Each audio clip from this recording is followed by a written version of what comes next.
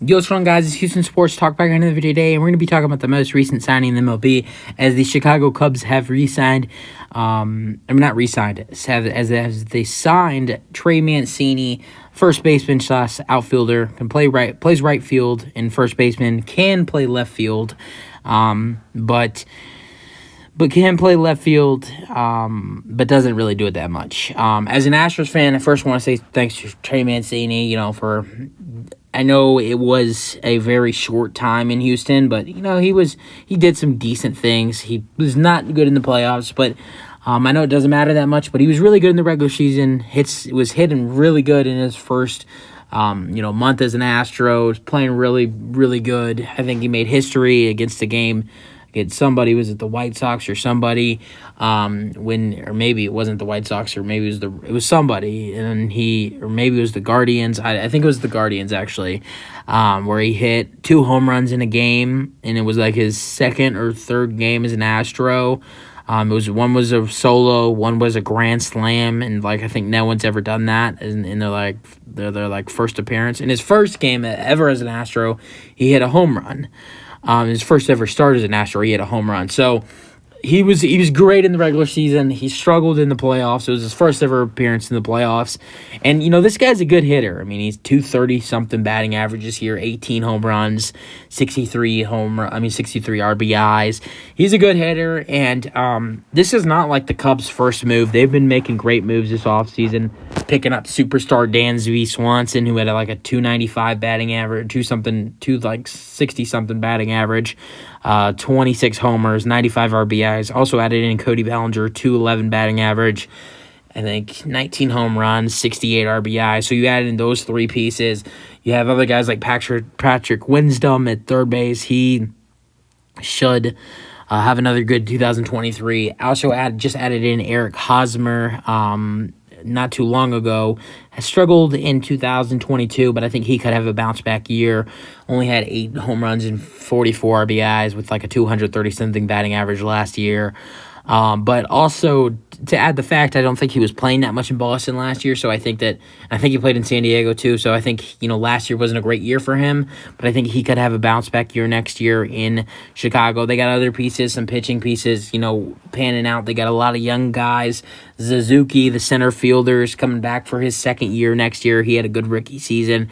I think there's a lot of promising things in Chicago. They got 2 nice catchers, signed Tucker Barnhart, who's an all right backup, signed or did something to get Yan Gomes, and the young pieces with this team just continues to go on. I mean, the depth of this roster is insane about how much depth they have.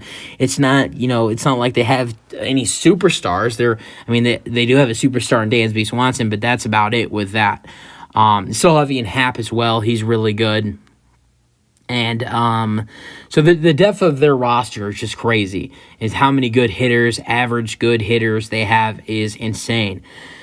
Pitching is getting better for them. Have Marcus Stroman, the starting pitcher. So I'm really excited to see what this Cubs team can do next year. With they were all right last year. They weren't too good. They were actually pretty bad. But for a young team that was going into a rebuild, was all right. And, now adding in some pieces this, offseason, adding in Eric Hosmer, adding in Trey Mancini, all veteran hitters, adding in Dansby Swanson, one of the best shortstops in baseball, adding in Cody Bellinger, as bad as Cody Bellinger it can be sometimes, he's still a good hitter sometimes and a good outfielder.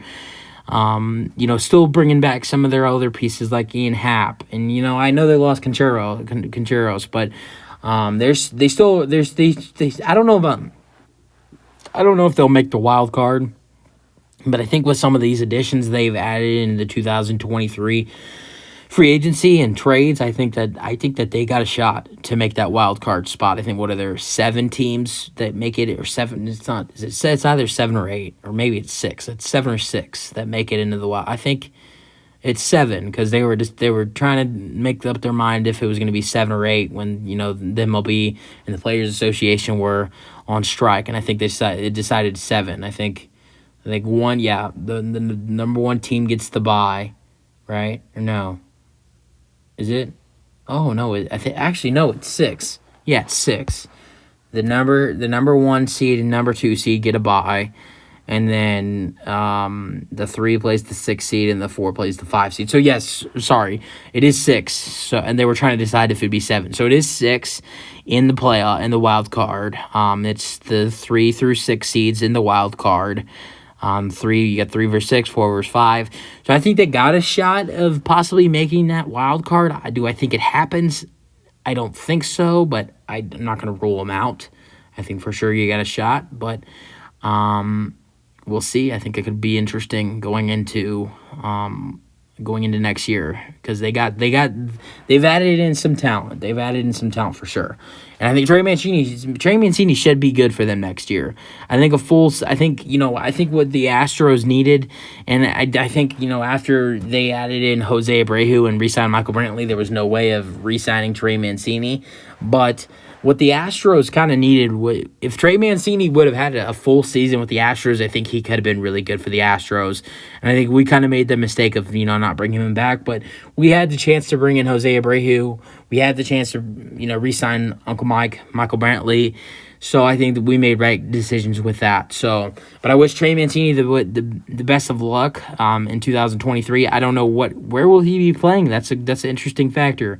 I think that could be very interesting where he'll be playing. Is that first base for him? Is it right field? I think most likely for Trey it will be mostly right field, because they have some more players at the first base position. They have Eric Hosmer.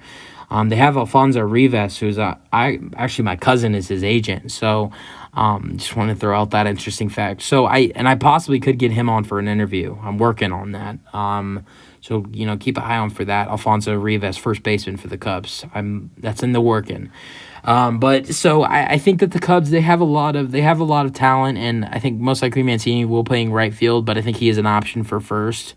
The Cubs could totally use Mancini like the Astros did, as the utility position, but I don't see it happening. I think him being, almost an everyday starter for the Chicago Cubs.